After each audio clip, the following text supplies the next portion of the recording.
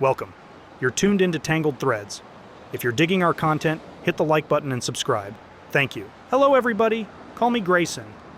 I've been on this subreddit for some time now, but I think it's high time to finally spew out the weird story that's been eating me alive for the past few weeks. I mean, it's like some soap opera meets detective thriller crap, only I wish it was fiction and not my life imploding in real time. Let me give you some background first. My wife Sofia and me have been married for 7 years. We've always had that comfortable, almost telepathic bond you envy in old couples who finish each other's sentences. But recently things have changed, and not like, oh, she got a new haircut changed, but more in the realm of, is she an undercover spy? Changed. So, Sofia starts getting her nails done. No big deal, right? But the thing is, she goes to these appointments and comes back after 3 hours with no nails done. Claims the lines were long, or they botched the scheduling. Fine, I thought. Maybe the salon service really has dipped into the abysmal. Except it happened again, and again. Honestly, at this point, I was less concerned about potential infidelity, and more intrigued by her stubborn insistence on revisiting an obviously defective establishment. But wait, there's more. Around the same time that my wife decides to embark on her quest for the holy manicure, my childhood best friend Rob starts texting me. We had been thick as thieves back in the day, but lost touch over the years. Out of the blue, he's acting like we're in some godforsaken buddy cop film. Just checking in, seeing how life's going. Harmless stuff, except the timing made my spidey sense tingle. There's rules about setting your house in perfect order before you criticize the world. I decided to set my house in order before jumping to conclusions. I cleaned up, organized my thoughts, and started correlating data like some low-rent Sherlock Holmes. So there I was, with Sofia off on her so-called nail salon trip, and me with a plan. It was time for the first experiment, reaching out to Rob when Sofia was supposedly getting her nails done. If there was a connection, he wouldn't pick up. I called Rob, feeling a mix of anticipation and dread. The phone rang, but no answer, not even a text. It was as if he had vanished into thin air at the very moment Sofia was out. Coincidence? It felt like too much of a stretch. Then came the second experiment, the one that involved Sofia directly. On her next salon trip, I waited for what I reckoned was half the duration of her visit and called her. My heart was racing, but I tried to sound casual when I called. But she didn't pick up. Tried again, and still, no response. It wasn't like Sofia to miss my calls, especially not consistently like this. Each experiment was adding layers to my suspicion. Rob's sudden, unexplained silence, Sofia's consistent unavailability. These weren't just random occurrences. They were patterns. Patterns that pointed to something deeper, something hidden. The more I thought about it, the more the pieces seemed to fit together in a way I couldn't ignore. I was being drawn into a situation I never imagined. A mystery that was unfolding in my own life. But I knew I couldn't jump to conclusions yet. I needed more. Something concrete. Something undeniable. The experiments were just the beginning. The truth was out there, and I was determined to find it, no matter how uncomfortable it might be. By now, the mental pieces were snapping together in a pattern I didn't want to see but couldn't ignore. My wife's sudden, unexplainable absences correlated with my friend's resurgent presence. And they were both perpetually unavailable at the same time. What's that saying? The truth is something that burns. It burns off dead wood, and people don't like having the dead wood burnt off. Well, the truth was starting to set fire to the dead wood of my denial, and I hated it, but it was necessary. So here's the plan. Before I don the metaphorical fedora of a white knight charging in to salvage my honor, I need solid, incontrovertible evidence. Something that even the world's worst defense attorney couldn't fumble. Then, oh boy, then will come the revenge. What form will this revenge take? That's the part where I'd cue the ominous background music if this were a YouTube video. Let's just say that revenge is a dish best served cold, and I have all the time in the world to chill it to perfection. The dominoes have started to fall, and I'll make sure they land exactly where I want them to. So, to all you guys out there who've been cheated on, double-crossed, or stabbed in the back, don't let the shadows of deceit cloud your judgment. Clean your room, set your life in order, and when the time is right, make your move. I'm about to make mine. Wish me luck. Here's his first update. First, let's rewind a bit. I got myself a GPS tracker from Amazon, a sleek little device that'd make James Bond proud. Placed that baby discreetly under the seat of Sofia's car.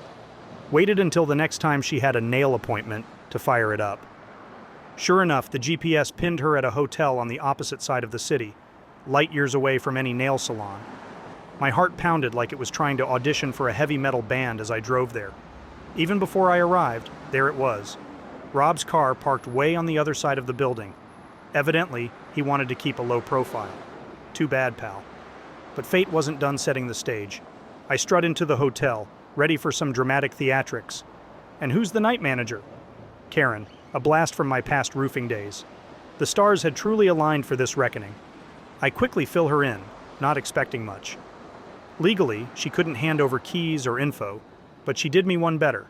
A cryptic tip to check out the coldest soda vending machine on the east end of the second floor. Now that's what I call friendship. So I ascend to what felt like the summit of Mount Adultery, my stomach a churning abyss of nerves and outrage. Karen's clue paid off.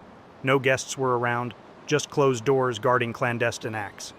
I pressed my ear against each door. Some had the ambiance of slumber or late-night TV binging, but one had the unmistakable soundtrack of betrayal. I couldn't let this opportunity pass. I text Sofia about a surprise waiting for her post-nail appointment. I send Rob a message too, reminding him of our grade school drama over a girl we both liked. Both messages marked as read. The stage was set. Door cracks open, and it's Rob. Before he even fully steps out, I drive my fist straight into his nose, hearing the gratifying crunch that signals an instant bloody nose. Sofia screams like she's in a horror movie. Grabbing Rob by the collar, I pull him back into the room. "You think sorry is gonna cut it?" I yell as I continue to pummel him. His face becomes a tapestry of bruises, each one an indelible mark of his betrayal. I switch to open-hand slaps for good measure, painful but non-lethal, to avoid landing him in the ER. Rob keeps mumbling apologies, but I'm deaf to them. The only sound that matters is the slap of skin on skin, a metronome ticking away the seconds of his disgrace. Sofia is screaming, begging me to stop. "Shut your whore mouth," I tell her. "Watch. This is what you caused." After what feels like an eternity but is only a few minutes, I stop. My hands sore, but my heart still racing with a turbulent mix of relief and anger. I pull out my iPhone, aim it at Rob's messed up face, and snap a photo. One quick send later, and his wife knows exactly what's happened, why her husband looks like he's gone 10 rounds with a wrecking ball. I tell Sofia to get her stuff and get out, the finality in my voice cutting through her sobs and pleas.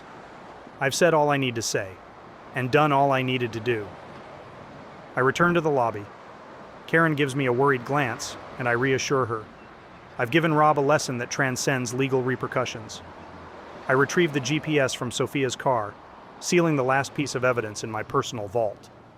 I drove back home, but my heart is still pounding. But there's also a clarity, a grim satisfaction. I entered my home, taking a moment to hide the GPS tracker in the garage. Sure, tracking her with that was absolutely illegal, but sometimes you've got to cross lines to get to the truth. I stride into the living room where, after about 5 minutes of careless gathering, Sofia's belongings are now piled up. No words needed. The very act speaks volumes, a physical manifestation of the emotional gulf between us. I lock the bedroom door behind me, sealing myself off from her betrayals, from her cries and knocks that attempt to pierce through the wood and, maybe, my resolve. When the doorbell rings, I come out just to collect my Chinese delivery food. Sofia looks up, hope briefly flaring in her eyes, as if expecting me to suddenly break down and forgive her. Instead, I treat her as if she's a wisp of air, a figment of imagination, walking past her to the kitchen. She grabs my arm, desperation tinging her touch. I give her my infamous furrowed brow look, the one that's always meant business, and she recoils, letting go as if I were a hot coal, and runs back to the couch, resuming her sobbing. I eat my food, savoring each bite as if it's the first meal of the rest of my life. I head to bed, locking the door once again, sealing her out of this sanctuary that she's defiled. The next morning, I'm in the kitchen starting on my breakfast when she walks in. Wordlessly, I take out my phone and dial my lawyer. The conversation is a series of formalities, an itinerary for the journey of our divorce. But it's when I hang up and make another call that her face turns as white as a sheet. "Hello, Martha," I say, loud enough for Sofia to hear. "Yeah, this is Grayson." Martha is her mother. Suddenly she bursts into fresh tears, but this time she's in motion, scrambling to collect her things.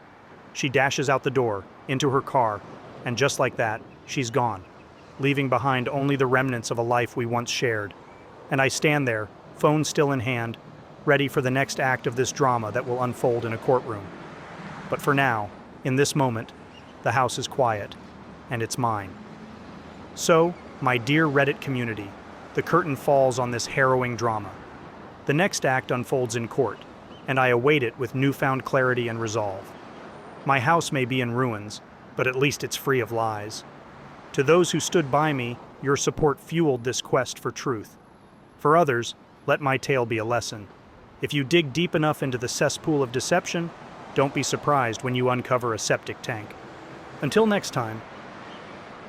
Well, that got straight to it, didn't it? What would you have done differently if you were in Grayson's shoes? Or do you think he did all the right things? Anyways, let us know your thoughts in the comments section below. When you subscribe, be sure to click the notification bell. Click here for more Tangled threads.